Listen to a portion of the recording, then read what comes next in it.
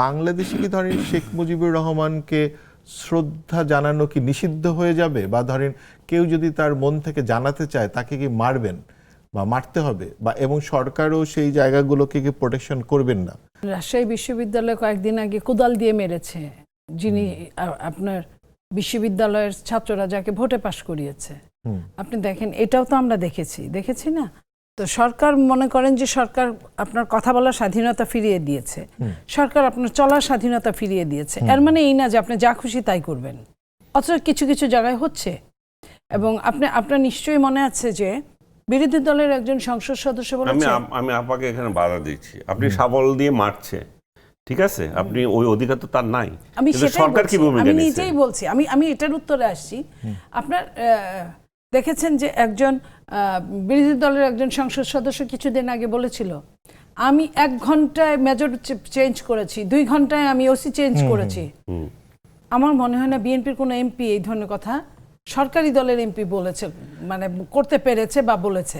তো এই জায়গাতে আপনার বুঝতে হবে যে সরকারকে বিভ্রান্ত করার জন্য, সরকারকে ঠিকমতো না চালানোর জন্য অনেক রকম প্রচেষ্টা অন্যায় হচ্ছে। সাবলের সাথে আরেকটা জিনিস যুক্ত করে দেয় আপা, মানে আনিস ভাই যেহেতু একটা জিনিস যুক্ত করলেন, এর মধ্যে বিশ্ববিদ্যালয়ের 4 জন ছাত্র একটা বাড়িতে গিয়ে এক দম্পতিকে মানে আক্রমণ করেছেন, কারণ তারা এটা বলতে চাচ্ছেন তারা লিভ ইন অবস্থা থাকে, মানে লিভিং টুগেদার করে, কিন্তু আসলে তারা বিবাহিত না, কিন্তু তারা বিবাহিত।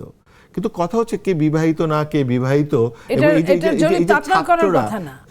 এই যে ছাত্ররা গিয়ে যে অ্যাটাক করবে একজনের বাড়িতে বা একজনের ইসে, আমাদের দেশে আইন কোথায়, মানে স্বরাষ্ট্র মন্ত্রণালয় কিভাবে কাজ করবে? স্বরাষ্ট্র মন্ত্রণালয় বলছে যে এটা আস্তে আস্তে ঠিক হয়ে যাবে একবার। কিন্তু এই 4 জন ছাত্রকে কিন্তু কেউ ধরেনি, পুলিশও ধরেনি, কেউ ধরেনি। কেউ কমপ্লেইন করলেন না ধরবে। আপনি যে কথাটা বললেন এটা তো নিউজ হয়েছে, এইটা কি আপনি কমপ্লেইন করলে তো উল্টো হচ্ছে আপা, কমপ্লেইন যেখানে করছে সেখানে যারা কমপ্লেইন করছে তাদেরকে ধরে নিচ্ছে।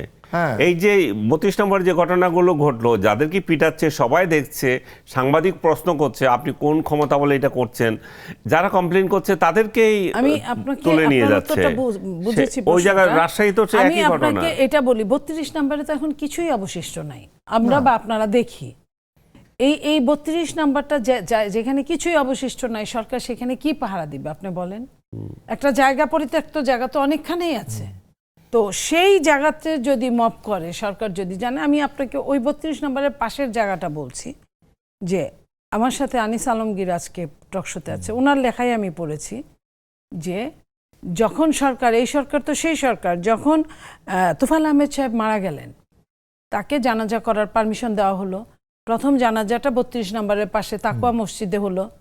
হওয়ার পরে জানাজা সব ঠিক আছে, সব কিছুই ঠিক আছে, হঠাৎ করে লাশ সামনে রেখে তারা জঙ্গিবাদের মতো মিছিল শুরু করে দিল।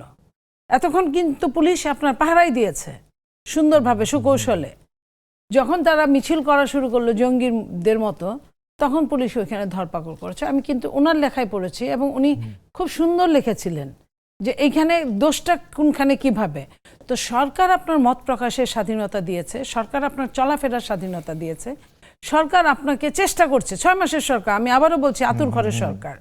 সেই সরকারটাকে এটাকে আপনি যদি বিপথে নেওয়ার জন্য বিপদ হিসেবে ব্যবহার করেন, সরকার এখানে কিছু করতে পারে না। এত তড়িৎ গতিতে সরকার করতে পারে না। 15 আগস্ট একটা বিশেষ দিন, এই দিন তো আপনি ওইখানে একটা সিকিউরিটি রাখতেই পারেন। ওইখানে তো প্রতিদিন সিকিউরিটি ছিল, কিন্তু কথা হচ্ছে যে একটা ইন্ডিভিজুয়াল যদি কারো বাড়িতে গিয়ে একটা ফুল দিয়ে আসে, সেটাতে সরকারের কি ক্ষতি হয়ে গেল?